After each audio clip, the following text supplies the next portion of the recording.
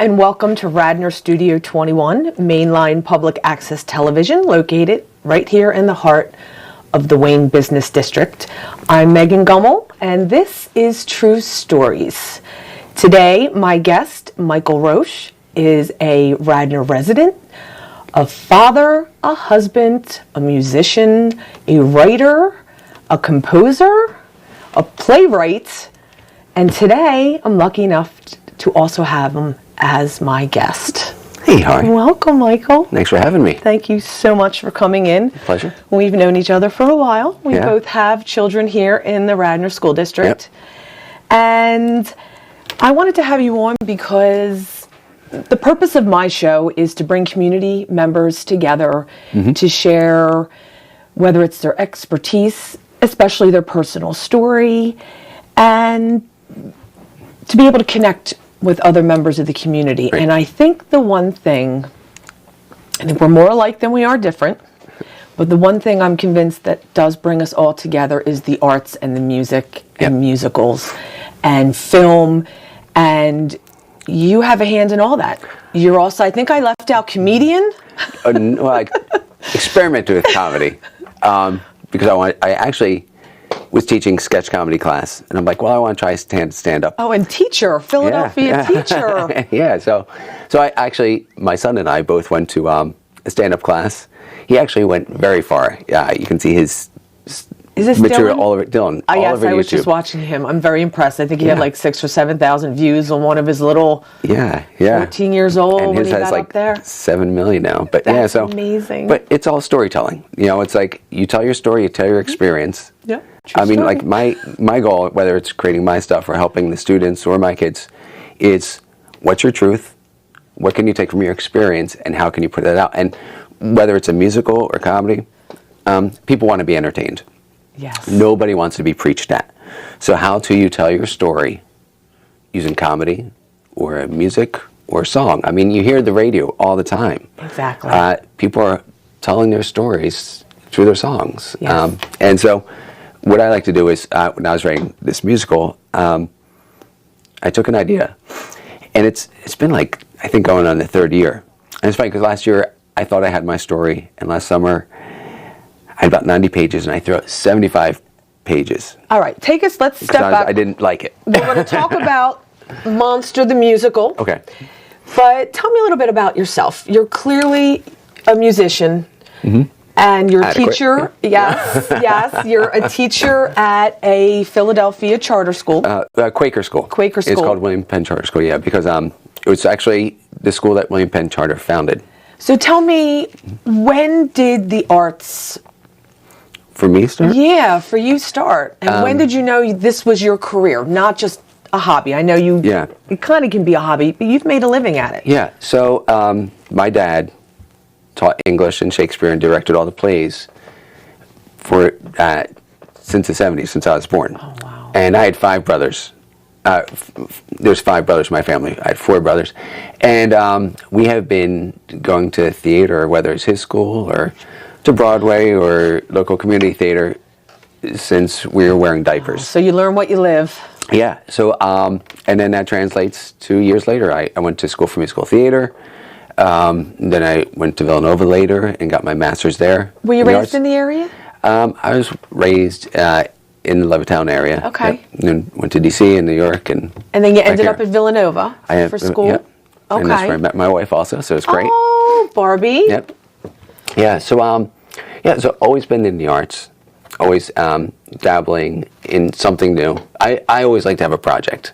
Yes, it seems like you always do have a project. As we were discussing this, you're like, I'm already on to my next my next thing. Yeah. So, what was the first thing you did? Have you created something like this before? Yeah, well, first thing I did, I remember breakdancing in the 8th grade with the parachute pants and the cardboard box. Oh my gosh.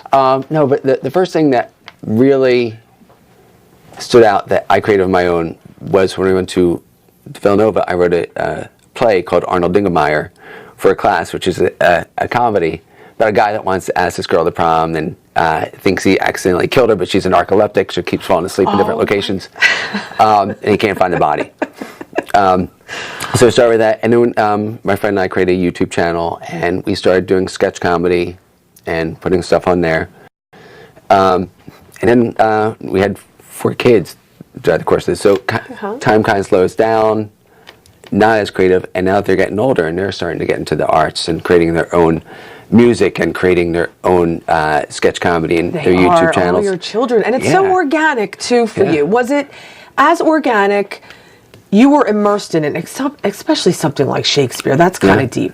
Yeah. And I think everything goes back to Shakespeare, though. Yeah. I mean, that's just me. But did your siblings, was it as organic for them? Did they develop? Because what's interesting is a lot of times you see the parents that are the lawyers or the doctors, and then they have an artist as a child, and then there's the conflict. I've never seen it the opposite way, though.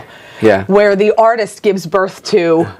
Well, like my parents always had real estate business. So of 5 siblings, my one brother teaches at a college university. He teaches drama.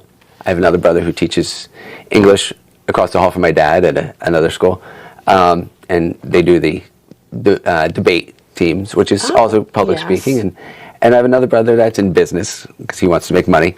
And then and another brother who went to school for forestry and things like that. Diversity. Yeah, but they're both also in the arts, but it's to varying degrees. Yeah, but we're all still involved heavily in some way or aspect. I actually feel like no matter what, you're in the arts because you're always selling yourself, whether you're a lawyer, whether you're... You know what? It is the truth. You're always performing. You're always performing. I remember feeling that as a bartender decades ago. It was like, all right, action. Yeah. Hey, what can I get you today? We're all performing. We're all answering to somebody. Students performing for their teachers every Exactly. day. Put on my good face. Please, things we're like performing. Yeah, right now. Right now. Always to each other in the different faces that we show. So, we're here to discuss Monster. I think it's very timely because a drifter appears on October 30th. One of your characters, which would be a month from tonight. Yeah. So what about Monster? Is Halloween one of your favorite? Was that what was the inspiration for you to finally actually sit down and put the time into writing something? Right. So Monster is about, all right, there's 2 parts. Monster now is about a army doctor who loses his wife and he wants to bring her back. So he uses the dead bodies of soldiers, puts them back together, and experimenting to see if he can bring them back together, then he can bring his wife back together. Okay, when I'm reading this, I was actually thinking a little bit of Pet Sematary too. It's like a little bit of Frankenstein. So he gets this, but then the army finds out, and they want him to keep doing this. But he realizes it's wrong to keep creating these soldiers to put on the field.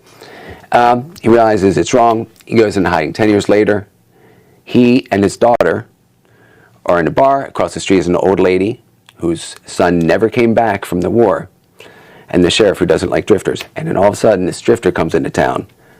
This guy knows he's one of the soldiers he experimented on, and this mother who lost her son in the war that never came back thinks this might be her son, but she can't tell because it's kind of like pieced together. And the drifter wants this. The sheriff wants this drifter out of town because he doesn't like drifters coming into his town. How does the drifter get into town? This town? He is just following the stars. His heart's kind of leading him there. I kind of feel like, so we're going back. When I'm creating something, I'm doing a lot of research. I chose Halloween, one, because everybody puts on masks during Halloween. And one of the lines is, people put on masks every day. Another one, if you go back to Halloween, way before the Halloween we know it, it was a celebration of when the dead would come back once a year to visit their loved ones. And so they would, this is the one time a year when anybody who is deceased can come back and visit their loved one. And this drifter comes into town. And, there's other holidays of different religions that kind of celebrate the same thing. But he doesn't know that he's stumbling upon his mother, so doesn't have his memory, he's still kind of figuring out who he is, doesn't know, still not the clarity. So this is... there are almost 2 sources of his very existence. His mother, who originally had him, and then this doctor. Yeah. who one of the songs is about rebirth, isn't it? Yeah, that and one of you the did? lines is this creature before me, the creature I brought to life.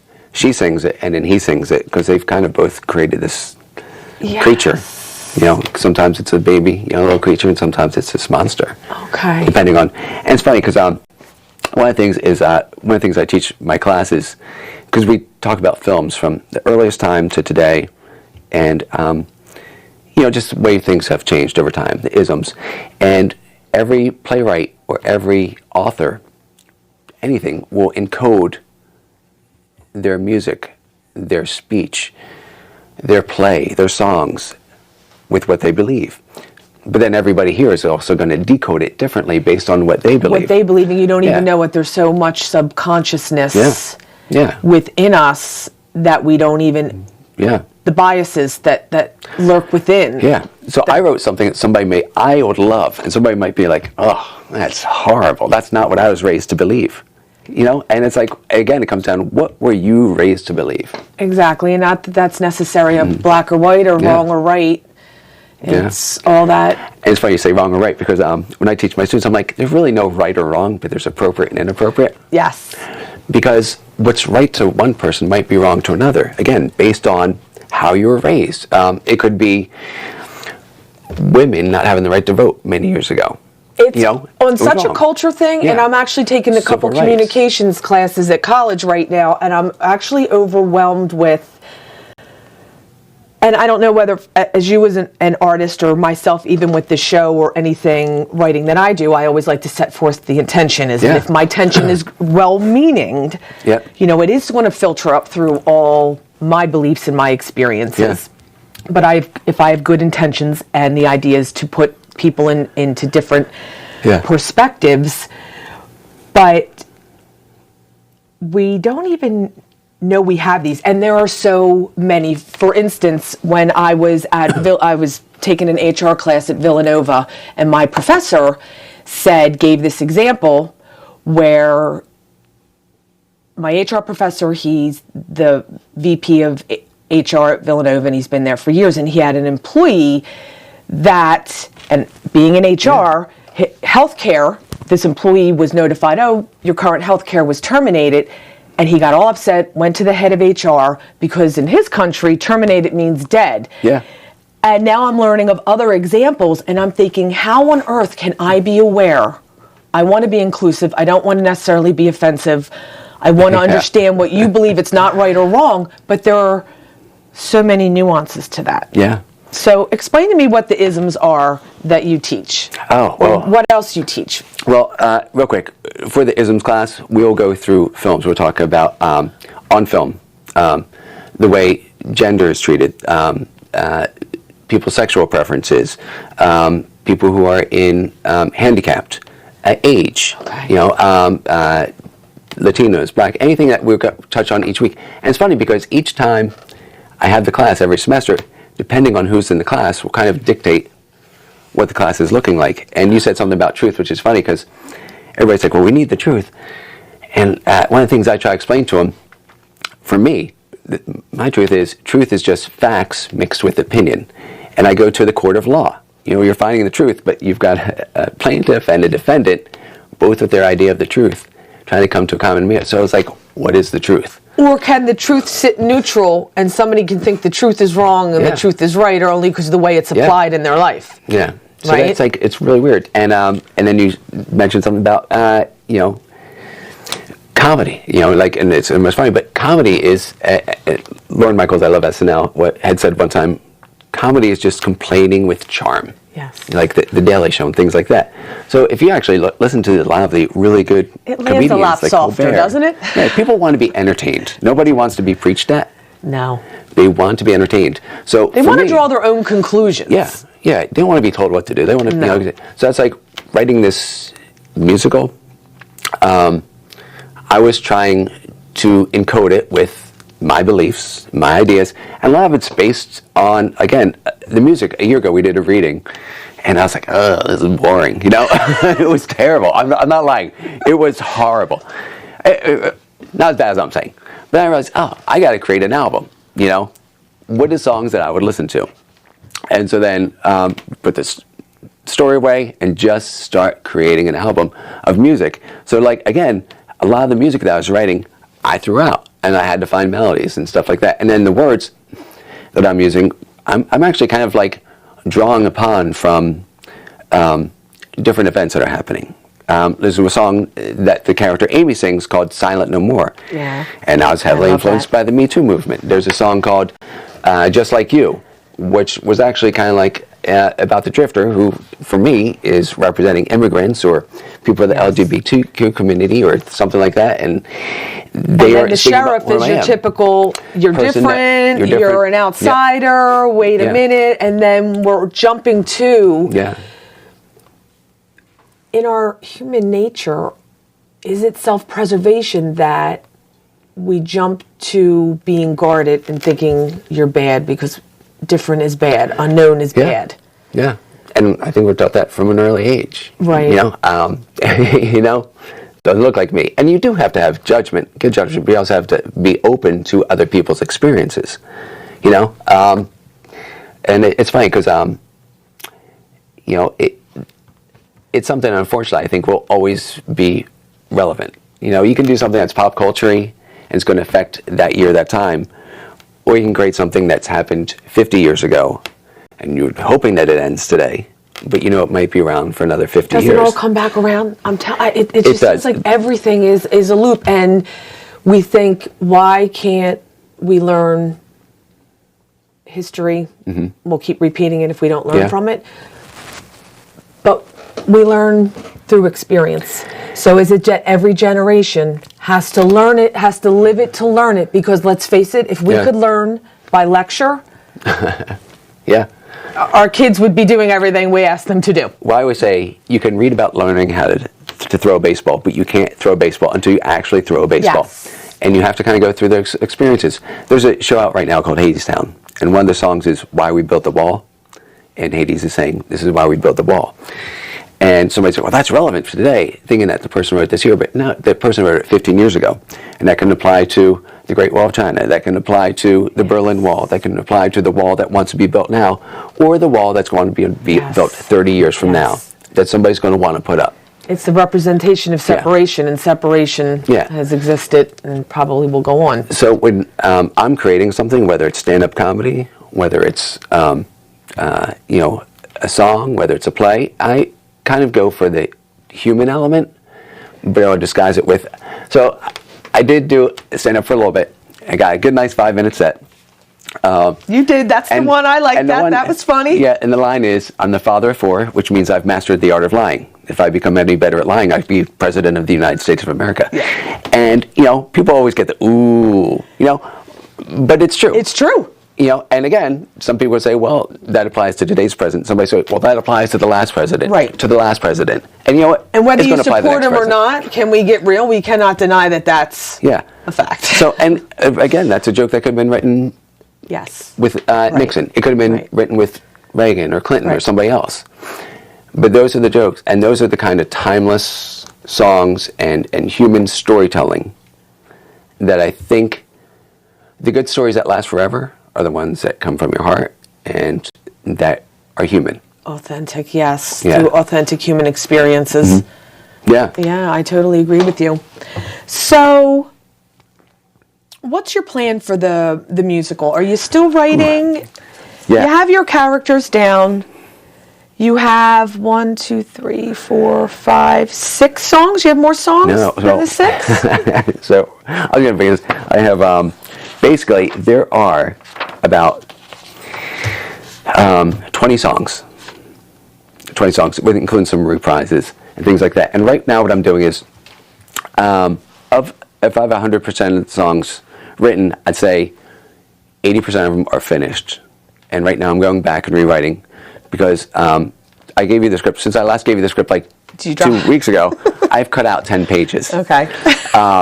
You know, because, this is, you know, but don't that's like the that editing. Line. Yeah, and editing. Right? So you it's could go on and on and on. I find with the editing, when you write, can't you just go on and on and on? This is why I think people hire editors, because it's like, it would go on. But it's really close, and so I'm going to have another reading in January, and it should be done. But I'm right now creating demos so that we can hear them and people can play them.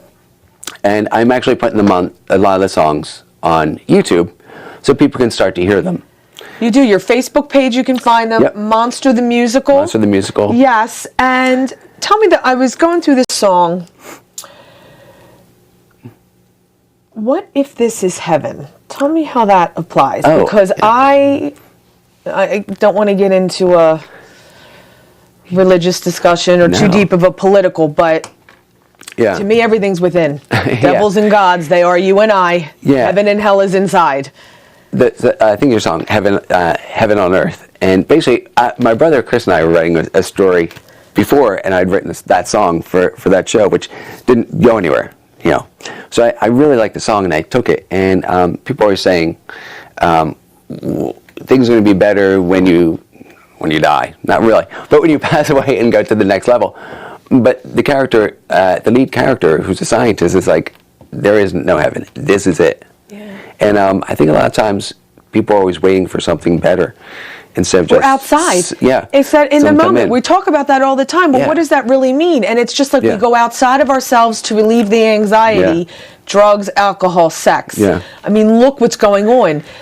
Fear of missing out is now a diagnosis. Yeah. Instant gratification and codependency and isolation are also epidemics along with the opioid. And it's even that belief that if I do right now, there's something waiting for me eventually outside. Yeah, and everybody always wants something more than what they have, but right now is really the moment you should be living in, because you just don't know what's going to happen tomorrow. No. So it's like, and it's much easier to say than to preach than to do. Of course it is. No, you know? to really be what we're discussing. You know? But in that moment, it's like, live in this moment. Don't keep waiting for the next one. No. What's around you. And I'm also all about acceptance. I'm not I think resistance is futile. I actually think that's part of our problem. We need to accept. Doesn't mean to surrender. Just accept and persist, not necessarily resist. So artists have a place in expressing politics. Politics is in art. Art always is in politics. Yeah. Again, going back to what Michael he said, we've been around. He was accepting the Emmy the other night, and what he said was, we've been around forever because of comedy and politics. Yeah. And it's true. And think about all those great songs. War, what is it good for? Which has stuck around forever. Yeah. That song's going to be around for another 2,000 years. Yes. They might put a different beat to it. But look at what John Lennon was known for. Yeah, imagine. And so those are all those songs and all those plays and all those television shows that are just going to be around forever, because people do get into politics. And whenever somebody says artists shouldn't be in politics, Ronald Reagan was an actor. Arnold Schwarzenegger was an actor. All these people are actors. Well, let's get into the fame monster, and that's part of what I think helped this current president is we all think we're still watching an episode of Celebrity Apprentice. But let me ask this. If people don't want artists to be in politics, maybe politics should get out of the arts and stop telling us what to do. Exactly. Because I'll be quite honest, there's a lot of politics who are pretty bad behind the scenes telling us what's appropriate, what's not appropriate. How many times has somebody said, that's wrong, and then it's caught? Yeah. And you're like, so I think it goes hand in hand. Yes, arts do need regulation, because I'm not going to show my, 7-year-old, Miami CSI, but I'm going to, Right. So we have to know what's appropriate and what's not appropriate. But honestly, I think the arts are a good way to call politics on what they are at times, which is why I one of the times, let me reform my words. Politicians will go after artists a lot of times, I think, because they do not want to be remembered for what, somebody's going to write a book about you, or somebody's going to do this. How do you want to be remembered? They're going to tell their story about you. Your story is going to be forever.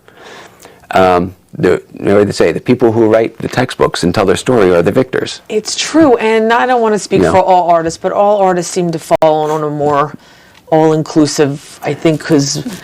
Yeah, I think artists are pretty inclusive. So I love this quote from JFK. If sometimes our great artists have been the most critical of our society, It is because their sensitivity and their concern for justice, which must motivate any true artist, makes him aware that our nation falls short of its highest potential. I see little of more importance to the future of our country and our civilization than full recognition of the place of the artist. That was JFK. Yeah. It's incredible. We're always going to look to the artist.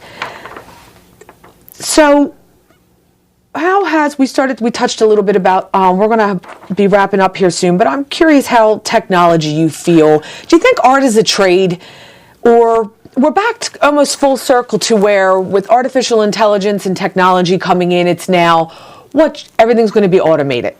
Right. And I was just thinking, how does that apply to the artist? It's almost like we've come full circle. Everyone's like, all right, be an electrician, go back to carpentry. We're focusing on that, almost some of the blue collar than the white collar.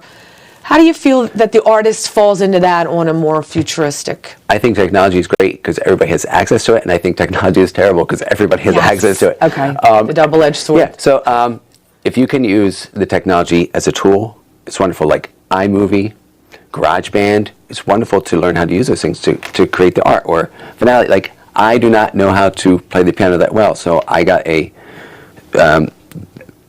Finale, which was able to teach me about the notes and everything like that. So it's a great learning tool. I don't think people will ever be replaced. Okay. Because no matter what, you have to have that human heart element, and it has to come from your story. And if you don't have the heart, the story's not there. Okay, so thank you so much for coming on the show. My pleasure. Michael Roche Art. Yep. And Monster the Musical.